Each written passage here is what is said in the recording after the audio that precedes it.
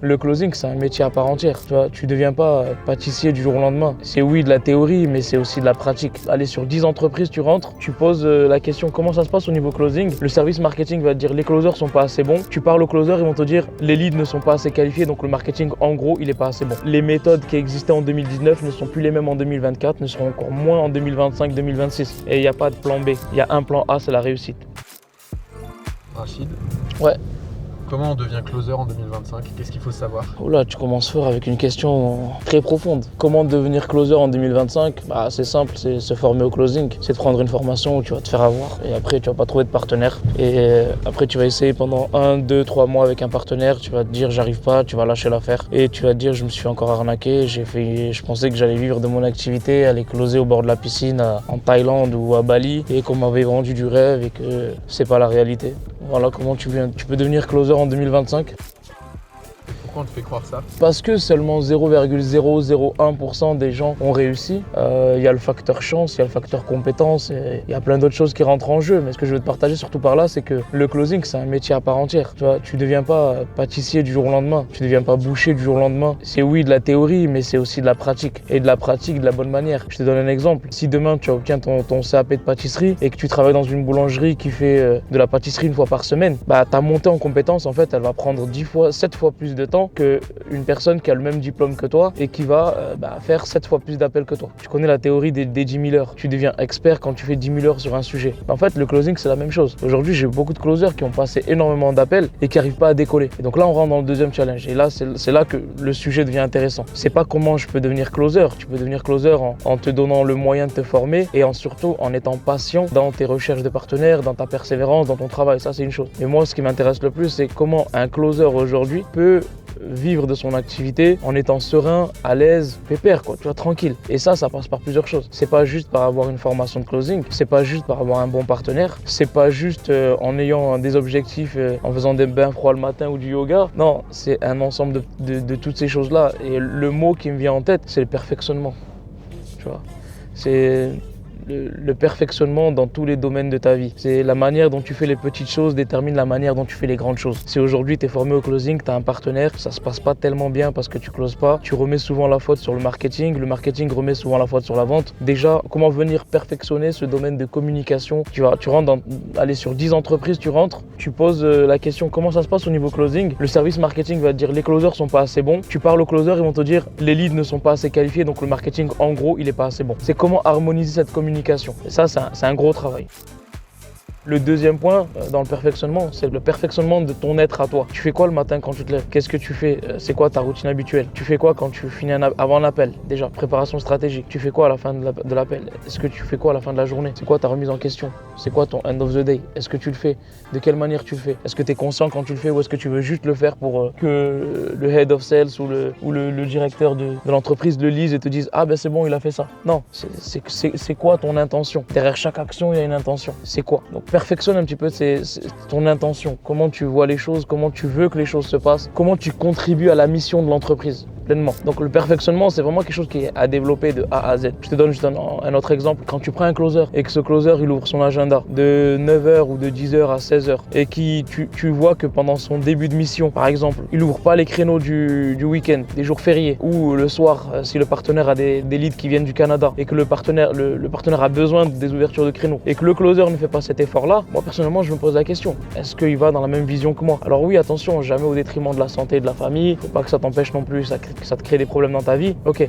Mais ça veut aussi dire que tu viens toi avec tes conditions et que tu viens pas contribuer au développement de l'entreprise. Et là, il y a une friction qui peut se créer à ce moment-là. Et si la friction se crée à ce moment-là, la relation de confiance entre toi et ton partenaire, elle peut se briser. Donc tu vois, quand je parle de perfectionnement, c'est comment devenir un closer en 2025, c'est de chercher le perfectionnement dans tous les domaines et les aspects de ton activité. Que ce soit toi, ta relation avec le marketing, ta relation avec la vision d'entreprise, avec ta propre vision, la relation avec le partenaire pour qui tu proposes son offre, toute cette partie perfectionnement.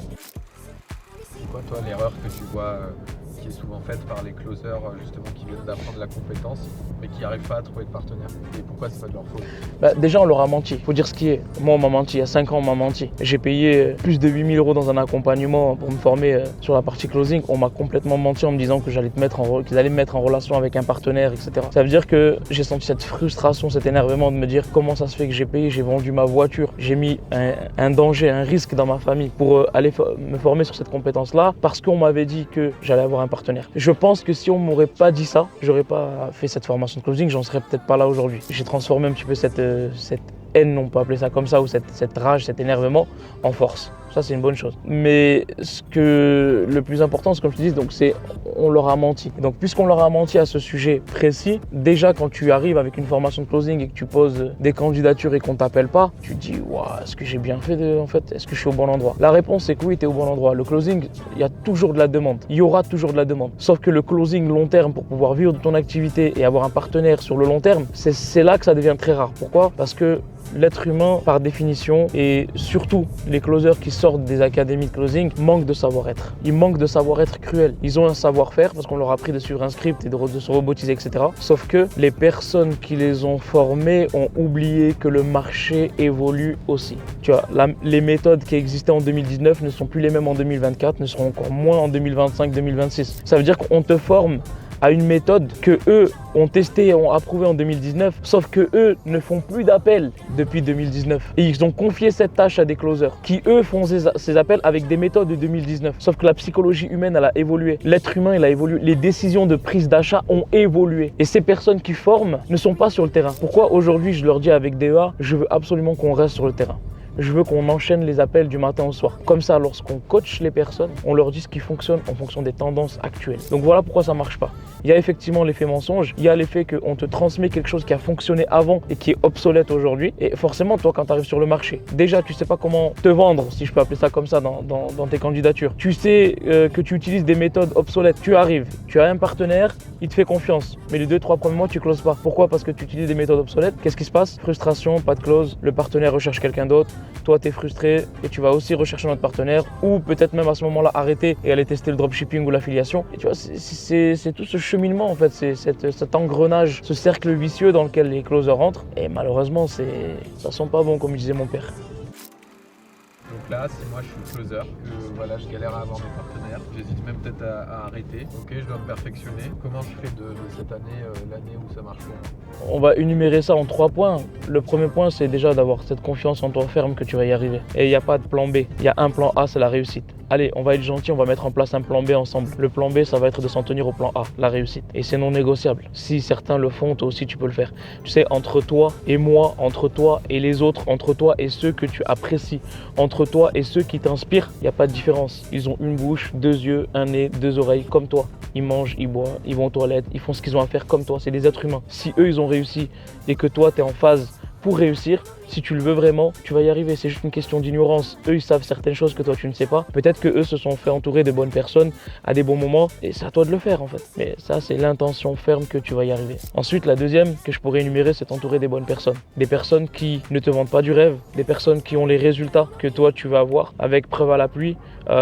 Une personne, tu lui dis, ah, t'as fait quoi comme chiffre? Ouais, moi, j'ai fait une année complète à 10 000 € de commission. Ah, ok, cool. T'étais chez quel partenaire? Ah non, je peux pas le dire, c'est confidentiel. Ça sent pas bon. Là, j'ai reçu une candidature d'une personne qui me dit qu'il fait 4 millions par an et qui veut rentrer dans mon équipe de closer. Je lui demande c'est qui ton partenaire? Il me dit non, je préfère que ça reste confidentiel. Alors déjà, si tu fais 4 millions, c'est que tu manges très bien, normalement t'as pas besoin de changer de place. Et si en plus de ça derrière tu me dis non, je te donne pas mon partenaire, ça cache quelque chose. Donc c'est vraiment cette partie de t'entourer des bonnes personnes qui ne te vendent pas du rêve et qui te disent franchement et clairement et avec transparence ce qu'ils font. C'est quoi leur partenaire, c'est quoi leurs chiffres, voilà par quoi ils sont passés, voilà où ils en sont aujourd'hui. Et ça va t'inspirer parce que tu vas te dire ah ouais, ok, c'est pas du rêve, c'est pas si simple que ça. Mais avec des efforts et le travail surpasse le talent. Retiens cette phrase, le travail surpasse le talent.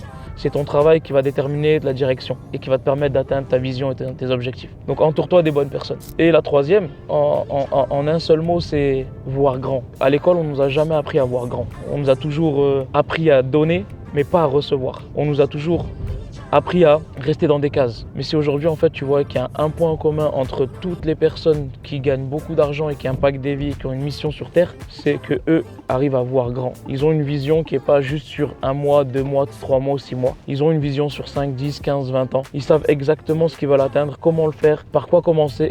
Ils ont une roadmap qui est complète de A à Z. Et c'est ce que je t'invite à faire. C'est vraiment de voir grand, étape par étape, et d'énumérer les étapes par lesquelles tu veux passer et lâche rien. Aujourd'hui, on entend trop un closer, c'est celui qui gagne 10 000 € par mois. Moi, je suis pas d'accord. Je suis pas d'accord du tout. Ça, c'est tu t'auto-sabotes en te disant je vais atteindre ce palier de 10 000 € de commission en tant que closer. Un closer aujourd'hui aux États-Unis, par exemple, les bons closers gagnent entre 20 et 30 000 $. Je connais pas exactement la conversion en euros, mais ça fait largement plus que 10 000 € par mois. Donc si aux States ils arrivent à le faire, pourquoi nous on n'arriverait pas à le faire? Alors oui, tu vas me dire ouais, mais là-bas ils ont des cartes de crédit, ils ont une facilité, ils ont une méthode agressive. Ah, écoute, tu peux rentrer dans l'excusite, trouver des excuses, c'est ok. Moi je suis pas dans cette phase-là, j'aime pas ça. Je préfère me dire si eux l'ont fait, on peut le faire. Comment? À nous de trouver les solutions, à nous de réfléchir, à nous d'être créatifs. Quand tu es créatif, motivé, tu as de l'ambition, tu vois grand, rien ne peut t'arrêter, sauf ce que décrète, tu vois où je veux en venir.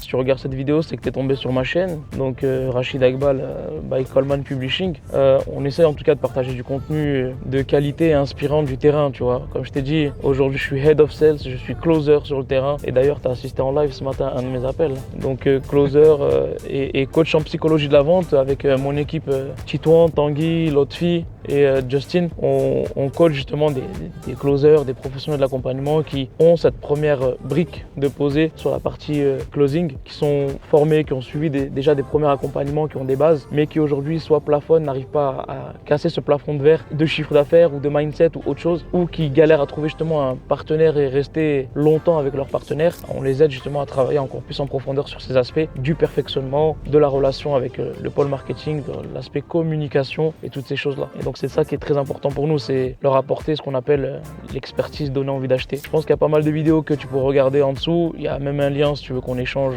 et que tu veux voir ce qu'on peut t'aider, ce sera avec grand plaisir. Et pour ma part, je te retrouve dans une prochaine vidéo.